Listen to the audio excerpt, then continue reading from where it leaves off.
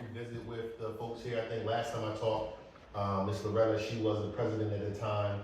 We had a great spirited phone conversation with some of the residents down here as we introduced the project for what we knew it to be at that particular point. You know, probably over the past 2 to 3 years, we've done everything from cleanups back there, removals of abandoned cars. It just was a little bit tougher than expected coming out of COVID, where people were doing a lot of like illegal dumping and nefarious activity back there. So we've been working obviously with the police, and you know, Mayor Williams, we let her know how important it is that we have to kind of keep that area clean.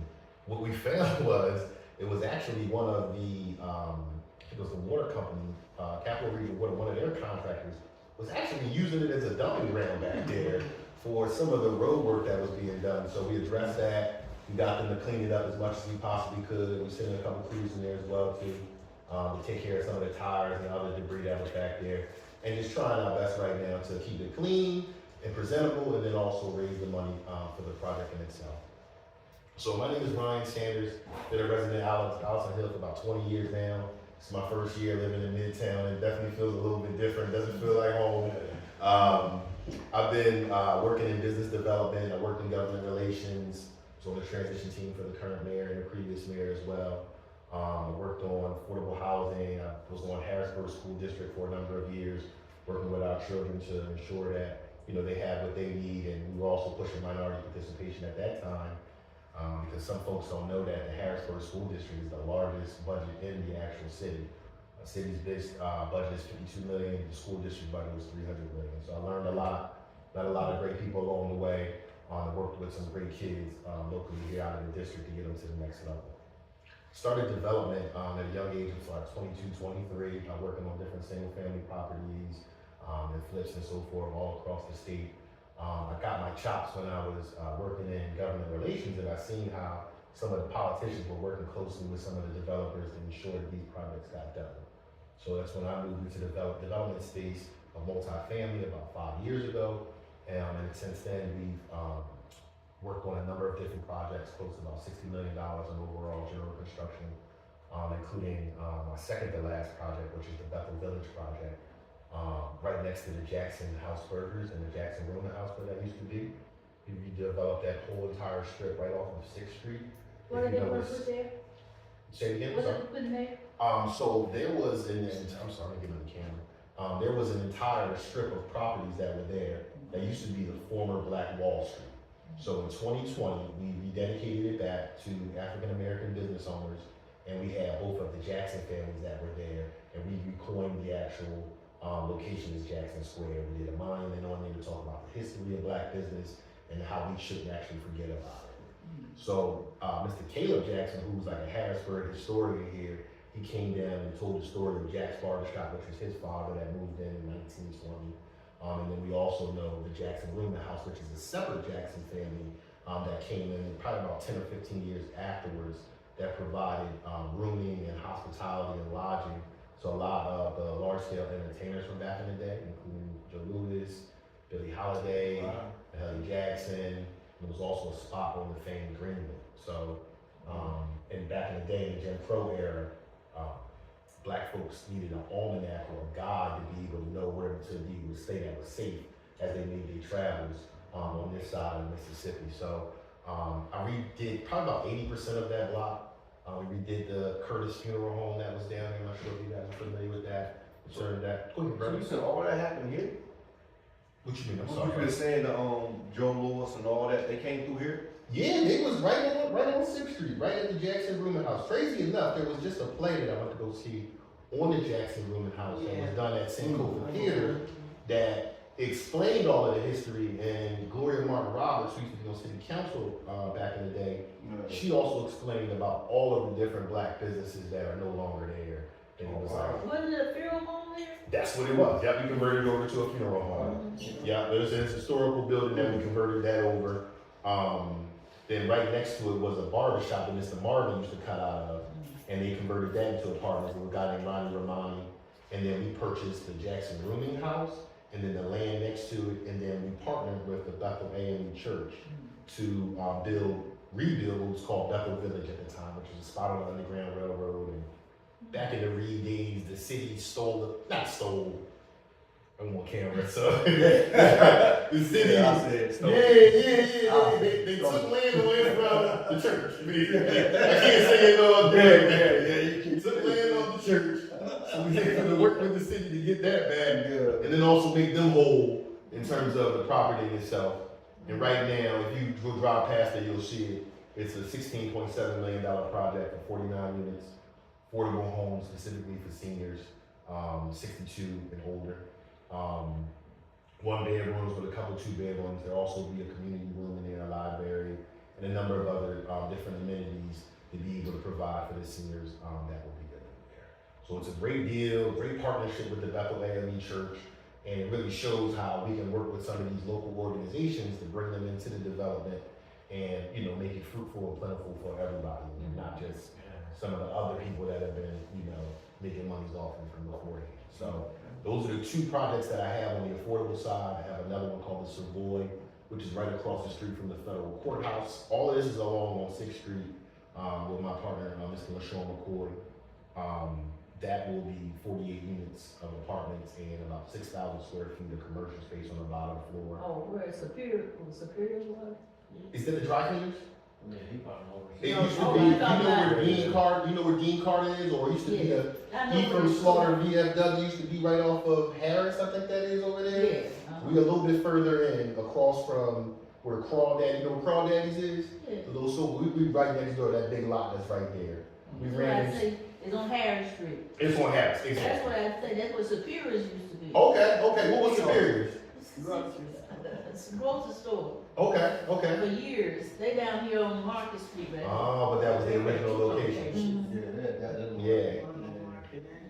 Mr. I think, so Dean Carter had his shop there, but it was owned by Mr. Zubba Carter, I think it was, or Zuba Carter, was his father that had the convenience store down there. And again, I could go on and on for days for all of the businesses that were around that's no longer there. So, you know, what was important for us is to make sure that we try to preserve that history for the next generation, let them know, hey, we were business owners at one point in time. Here were the businesses that we own, and this is the legacy that we're trying to leave moving forward. So, with all of that, like I said, within 2021, I met with, obviously, the folks that were in charge up here at the time. Mr. Brian Humphries gave me a spirited welcome, I can tell you that much. And he led me over here to Miss Loretta, and we spoke, and you know, she had heard of some of the good work that we were doing, obviously, on the other side of town, and said that if the development can be approved by the community and let it take shape a certain way, I don't see why we can't develop this area back here that has been long neglected, you know what I mean? So I worked along with the city, as I was just explaining to Damion, to come up with the first iteration of what we have here. Actually, this is the second iteration. The original one that was up there, the folks from the city said that they wanted us to do more units, 30 units, and we thought that it was probably too much back there, and it wasn't providing enough parking as it was. Right on 1175 Bailey, right on the bluff back here. I'm sorry, right here. Yep. Oh. Yeah, all the way at the end of the block. Oh, Yeah, right. So, So, was here. No, the dead ends that. yeah. The dead end. Yeah. That goes down. Yeah, that's what we just talking about. Like I said, the amount of dumping that went on back there, and we did need to see, but like, we actually need cameras back there for that's what it's coming down to at the end of the day. But what we did was we appropriated for 24 units of workforce housing. So these are for individuals that have jobs and just may not be making a whole bunch of money, as we've seen wages have not increased, but the cost of living and the cost of housing has increased immediately. And we also provided a small community center space for gathering. And we'll have a small library inside of there. Also, to be available, like I said, for small events. If you have maybe a small birthday party for a small child or something of that nature, or maybe some community information sessions, we'll have a brand new space available that'll be basically free of charge for the residents of the Summit Terrace neighborhood. And we think we're putting this to good use. Some of the units that we have proposed on this $6 million project, the bottom floor will be for folks that are disabled. So that would be vision and hearing impaired. And then also we have some vouchers that will let us do some older seniors to the tune of about 62 and older. Because we have a big need right now with our senior population that were, empty nesters, maybe widows that were living in these larger houses that are up here, and they need to get to something that is a little bit more mobile for them, and that they can actually afford with taxes going up and so forth. And not displacing anybody out of the neighborhood, because I explained that to Damion, what we've seen in other developments, not necessarily mine, but other developers, is that when they come into these areas, they actually displace some of the residents by building housing that they can't afford, the people that live there can't afford. It's just a reality that goes on. So like I said, again, we put together some programming back there that obviously we can give top-notch finishes, proper appliances, laundry facility inside of each one of the potential units. It's all electric, so we're cutting down the amount of gas usage. And as you already know, because you guys are residents around longer than me, when those trees get pruned back there, the view to the actual city skyline is beautiful. See, but that's my question there, right? Mm-hmm. So, because I was always taught, like, from the older people, right? Yeah. From the older people that was here before me, right? She said, that's why I want to know your position. She said, basically, she has always said that don't sell the houses around here, it's not because the developers is coming in because we got a city view, and the mayor at that time, they wanted it. And the mayor, she heard this from Stephen Reed. Yeah. So what I'm saying is they kind of using you to do this, or No. you straight 100%? I mean, see what I'm saying, right? Yeah, This was told me, what, 30, 40 years ago. Right, and I don't. And then you seeing this, and I'm not making I'm she just told a me 40 developer. years ago. Yeah, I'm originally from Philadelphia. I worked for UPS. So you know gentrification, so now I'm thinking. Oh, I know it very Yeah. clearly. I know exactly what it looks like. That's why I said it won't be up here. I can't guarantee what's going on in Midtown right now that they're not gentrifying that area and backing it up into Uptown, because Uptown's not gonna look the same. Yeah, because they didn't cut all that off. They pushed you them see- all the way down. You see, like So you got see, Hershey, you got all that, like you said, all them black businesses was there now. They passed from Clay. Yeah. It ain't even them back there. You know what I'm They saying? not even there Pushed no more. them and pushed them and pushed them, and they laid on it and laid Yeah. on it. And 30 years now, they want to boom. Somebody got a contract it. Yeah. You know what I mean? Well, originally, and that's what, Brian wanted to make sure of, hey, who are you in cahoots with? Because at the time, obviously, it was just a lot going on with him at the city level. Yeah, because I would want to know that too. And I know, no, that's what I mean. But I assured, but I you go do your thing. But I assured, I'm like, there's nobody begging, telling me to come back here and develop these lots and to clean these lots up back here. This has been a labor of love that we've been doing for the past like 3 years. And it's cost money, probably spent close to about $30,000. Yeah. And we'll clean up engineering and architectural fees in itself though. And we raised some money as well too to go towards the overall project. But when we talked about new development in the city, they weren't saying, we need to go up to Allison Hill and we need to spend the money up there with that. This changes that conversation. Yeah, because you said something about Shady or somebody, you know what I mean? So you kind of go neutral, like, hold up. Yeah. Brother man ain't doing this, and then you boo, boo, boo. Hold up, what's going on? So Right. I ask a question. Yeah, and you can always, with me, as Damion knows, I'm very open. You can always call my phone. You can ask any question, nothing offends me. I have fairly thick skin. And it's important that we all communicate this. And then I come back. It's not just, I'm coming through here for 30 minutes on a rainy, Wednesday, and y'all never see me again. I still live in the city. It's just that I have a young son that I travel back and forth to go see at times. But again, what we did was because the city came back with a couple changes that they wanted us to make.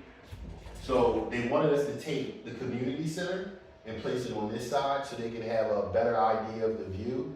The problem is that the electric company has what's called an easement that is basically gives a right of way, and we can't necessarily build anything over there. So if they give me the approval to build over there, then I can place it over there. Then the city said, okay, since you took the community center and you placed it over here, we want you to put more units over here. I pushed back on that. The reason why is we already have slight issues with parking as it is, right? You want to do 24 units, you want to make sure you're doing as many parking spaces as possible, and not just one per unit. You want to do multiple if you possibly can, right? And also, he never told me how we was going to pay for them extra units, because this stuff is very expensive, as you can already imagine with the cost of construction going up. There were several other concessions that we made, but most importantly, it was the alignment of where we have the buildings right here, so that it doesn't go anywhere near where the overhang is, right? For safety purposes, water retainage, and just overall security if we have young kids that are living nearby, because we want to keep them safe. It's not that they couldn't go over there right now, and because kids been playing back there for a long time. But Yeah, we played back there. yeah, right. That's Like I said, it's a cliff though, it's a drop off. It's a wild drop off back there. And if we do have families that are staying back there, we just need to make sure that we're doing a good enough job of trying to basically keep them safe. So the idea is, as of right now, is again, it's a $6 million project. We went to several sources, including the state, to let them know how important this is. Why is it important for residents like yourself? What do you guys get out of this? For the homeowners that are still around here now your value of your actual property rises, right? So if you did want to sell off your property, God forbid, or you wanted to rent it out, the value increases. Because once you look down at the end of the block anymore, it's not a blighted property. It's not an empty piece of land. It's actually being utilized. And once you invest $6 million on a piece of property, very similar to what we're doing in other parts of the city, the value of the other properties increase as well, right? And the reason why we put the rent controls on them is because we don't want to come in and charge what they call market rate for the rent. So for a 1 bedroom right now in Midtown, you'll pay anywhere between $1,100 to $1,400. It's impossible to charge those kind of rates back here and think that you're going to have folks traveling from the state or wherever they're coming from to spend this kind of money to come live back here. It's just not happening. So the usage of what we have is for, again, for workforce development. These are for working individuals. I think it's the proper mix for back there. And then also once we add in some of the disabled units and then also some of the other subsidized units for the seniors, we think that's a good core group of individuals to be back there, so there's not no nonsense, right? If you don't want it, I don't want it, we won't have it. So obviously, as you know, seniors and the folks that are disabled are the ones that are concerned.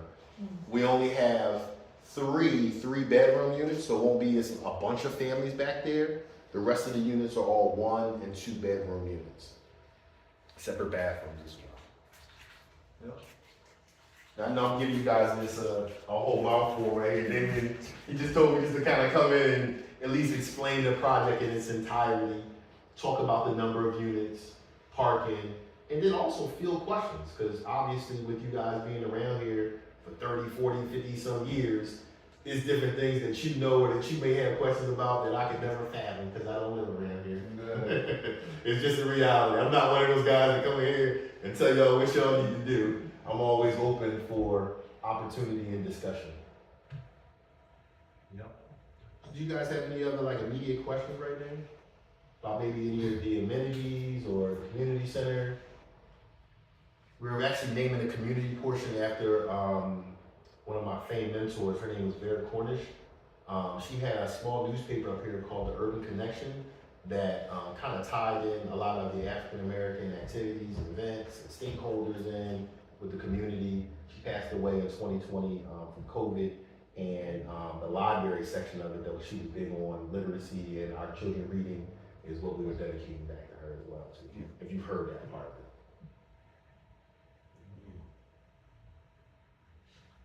So Dan, did you have anything or any questions you think of? Did you? Hey man, you're the resident expert as well too. You know what I mean? I think you own a number of properties up here, as I was told, and you know I think that there is the other properties that are on the other side of Bailey Street that used to be owned by the Jamaican group. It was CN, and I think his name was Keith. That were up for sale as well too. So not concerned about it though, but any new landowners that will be taking up that much land, we definitely would like to know what their thoughts were and what they want to do with it. Where was that? Where was that? This is right here. I think it will be on the left-hand side of the street, probably another 100 down, past this Oh, is it past that house down the street? Yeah, where they was tearing Where everything down. all them cars and stuff? I don't know about the cars directly though, but I know that it was probably like 7 or 8 lots that they had over there. And then this is the same couple that put together the Jamaican store that's actually on Market Street. There was a small trailer that was right there, right next to Eddie's sign. The Eddie sign that's right there. Yeah. They're the same group that. They got all like the cars and stuff. I think people living in them. People living in cars? I don't know for sure, but they be a time, I see people go there. It wouldn't surprise me. I told you, I've come back here, like you said, to check on the property sometimes, and it's all sorts of stuff that's going on, you know what I mean? That's why I said the sooner that we can kind of close it off back there, because I think that's probably the next step, is to make sure that we ensure safety and that it's clean, and that we can kind of cut it off. Because folks have obviously been using it to turn around and so on and so forth though, but I just think with everything that's been going on in that lot for years, I think we could just cut it off at least for a year or two. slow it down a little bit.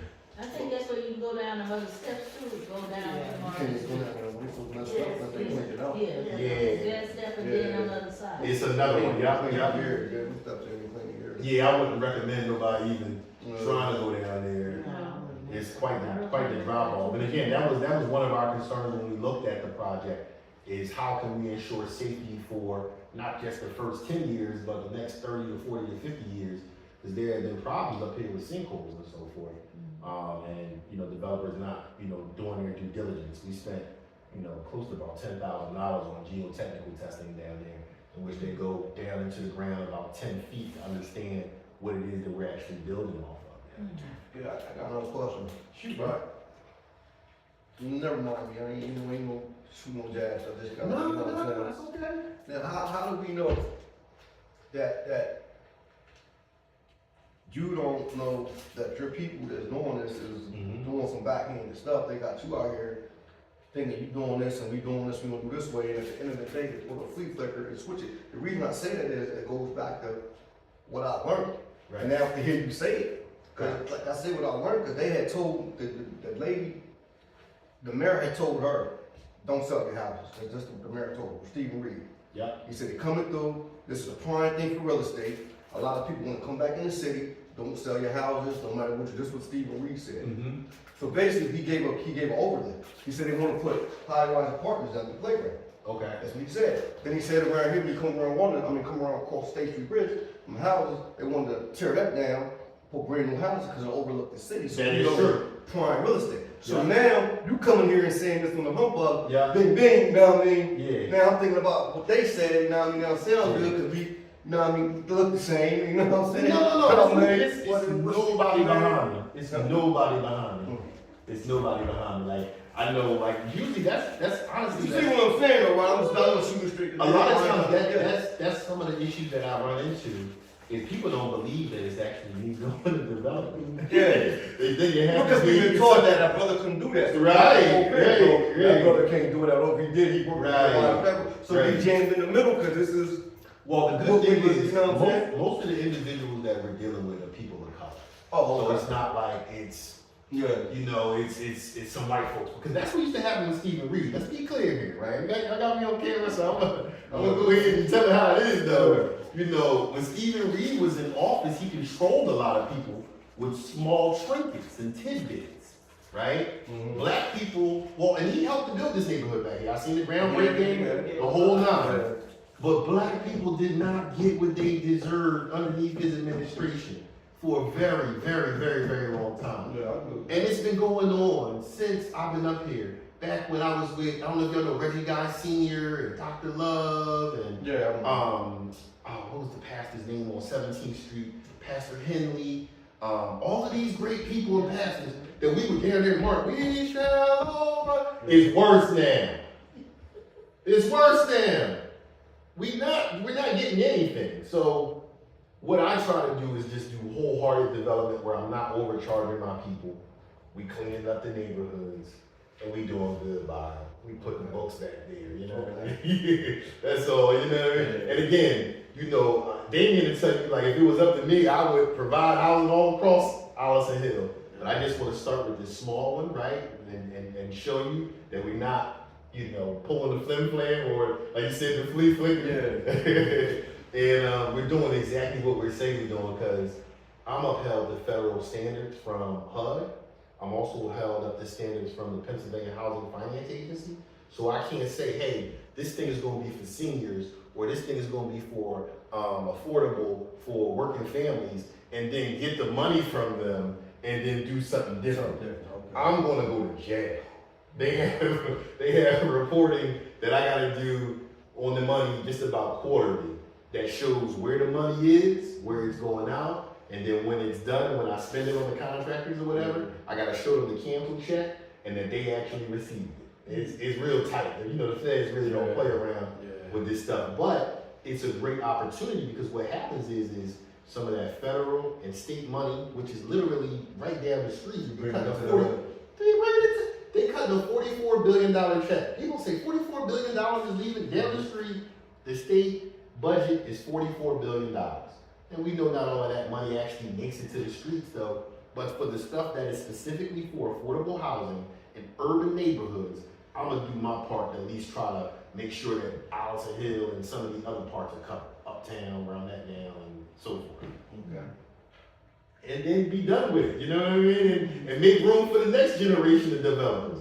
Because what's important for me is, not for me to be down here developing everything, is I got a pipeline of young investors that are coming up behind this, right? That look like me and you, and then also tradesmen as well, that are working with these large GCs that I employ to ensure that they get a job or a chance at this. Okay. Scary thing is just that technology's moving so fast now. The jobs that was around from before, I can't tell you in the next 5 to 10 years that they're gonna be there. Sadly enough, it was even like, I think you just had the flaggers that were down there. You know, the guys that used to be there, you know, come on, right there. They used to pay good money. When I was at the school board, when I was at school board, we did a program at Roland, and then we did a program at the high school where we bring in the young kids. And one of the easy ones was that you could be a flagger. It's $22 an hour for some young kid that's getting out of college. Don't you know that the people broke out the automatic flagger down there? They got the robot that's bringing the army down, so they're taking on the jobs. They're taking on they got the arm there. And again, I don't know over the next 5 to 10 years if things that were available to me and you will be available to my son's age folks and that next generation of children that are out there. You have something to say? I'm sorry. I thought you had a question. I'm sorry. Yeah. But yeah, and again, I'm prepared to come back, right? Give somebody some more additional advance notice. I don't live but too far from around here. I'm always over there at Capal, Jamaica, getting food from over there, so I can easily come swerve over here if I need be. And then again, we can sit down, answer more questions. I did that from beforehand. I came in here with the pizzas and all of that. We can still run that back and really have a good dialogue and conversation about what we plan on doing down the street. Okay. Well, maybe next time, it might be raining, maybe other folks will come. Well, yeah, it's raining. But then I told him, I was like, let's do it around like 6:30, just to make sure folks get a chance to get home from work and get the kids settled if they got to or something like that, though, because this is a working class neighborhood, you know what I mean? Yep, Shugay? Did have a question. So what's the time frame for all this? Great question. I have to come up with the rest of the money. I'm looking at potentially being complete with the fundraising side of this around September, October, is what we're looking at. So that means into 2025 is when they would actually get started with the construction, and that build out back there would take about 10 to 12 months. And then from there, so you're talking about 2026, that you would even have physical bodies probably coming inside of it. You guys got cell phones? You want to take down my cell phone number just in case as well? If you have any questions? And what I can do is, I think I can leave this one here, Okay. if that's cool. Yes. And if anybody, has any questions or wants to see an actual, that's what we originally put in front of the city. They came back and we made some adjustments for them though, but we're still gonna fight them, because we need as much parking as we can get back here. And So which one is correct, this one or that one? they actually are both correct. But these were some of the changes that they asked me for. So I gave them options that are color coded on there, and then we'll go back and forth with the gentleman's name is Jeff Knight, who I've went back and forth with from beforehand, you know what I mean? Because he seems to think, because the new way of thinking is, oh, nobody has cars and everybody can ride their bikes and they can walk to work and all of this great stuff, which is true in some cases in Midtown where it's walkable. But for working families, these people have cars. If not one, sometimes two. It ain't no parking, yeah. So that's why I said any units that we have back there, we have parking that's appropriated for it, and I'm not budging off of it. Cause that's what happened when I did it at the Bethel Village project. I had close to about 20 spaces over there. He said, oh man, no, we not gonna let it pass through unless you give me, you take up more because we don't wanna do surface parking lots. You gotta take up more of the parking lot we're building. Yeah. So we did it, and then the neighbors said, hey, where's all the parking gonna go? So it was a big fight that we had, and obviously I can't blame everything on Jeff at the end of the day, but these are some of the masters that you have to serve sometimes to get past some of the municipal red tape that's out there, basically, to be able to provide affordable housing, let alone market rate housing, if I wanted to say. Yeah. But again, I'll leave this here. Once we come back in, probably I'll have an answer from them probably in the next 30 to 45 days. If this changes, I'll bring an updated version of it. And we'll also have 3D renderings, so you can actually see what the building will look like. It will be erected, how tall it would be, how short, some of the colors and finishes that we're proposing, and add your 2 cents to it, your 3 cents to it. Hey, I like this one a little bit better. You know, you can make the community room a little bit bigger for us. We think that'd be nice. Can you add a warming kitchen so somebody can burn it all up in there? Have all this smoke coming out that little building already. When you say affordable houses, what range are you? So what it works off of area median income.